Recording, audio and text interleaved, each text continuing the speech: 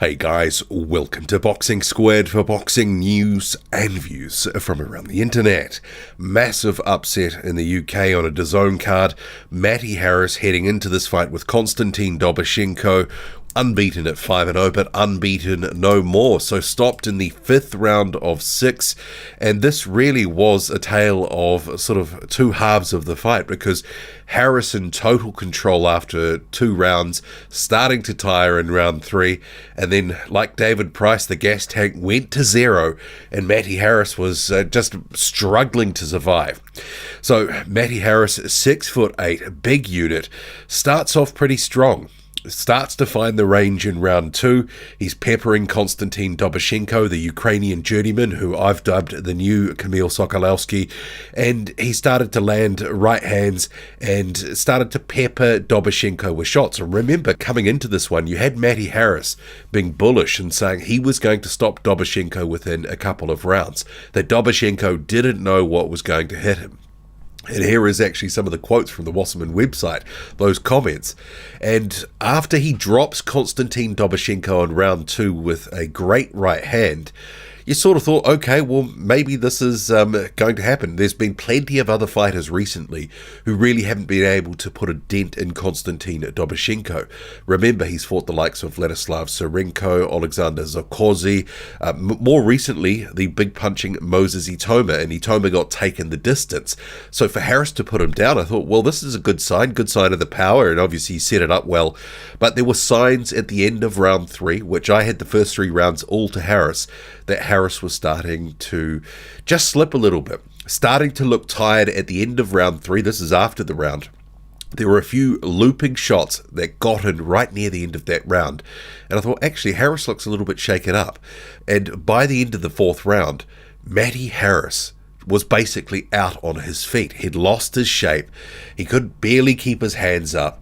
And you had Dobvshchenko, really going after him. He thought, okay, I can do something here. And Dobvshchenko's not a huge puncher, but if you continually land big looping left hooks, right hooks, and just straight right hands, you're going to start to have some success. And with Harris, the hands down, the head not moving, he was an easier target to find for the much smaller Dobvshchenko, who was finding the target.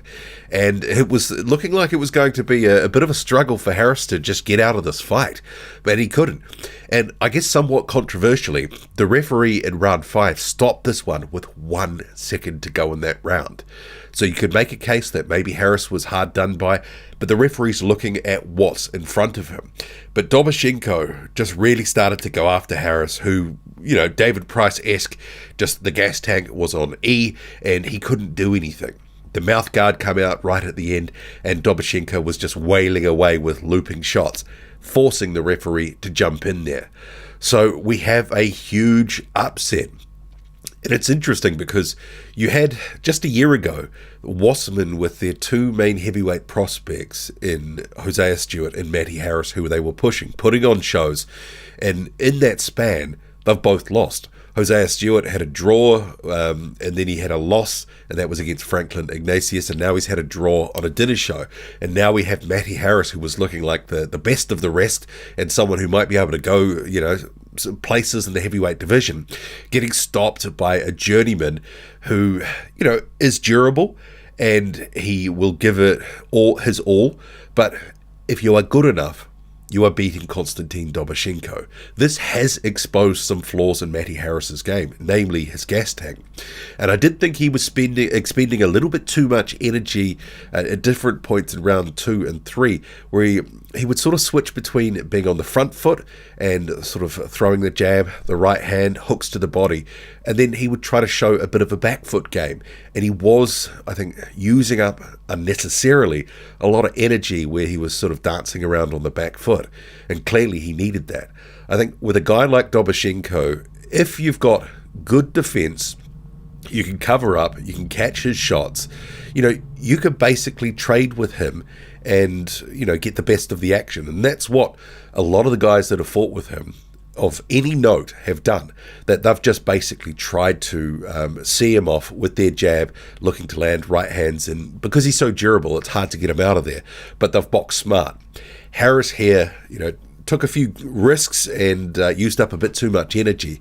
And when Dobvshchenko thought he had a sniff, he was in. I've seen him hurt Vladislav Serenko with a left hook, but apart from that, everyone else has dealt with his power pretty well and being able to basically get tough, good rounds, see him off, get the win, and move on. But Harris here, he looked pretty bad by the end.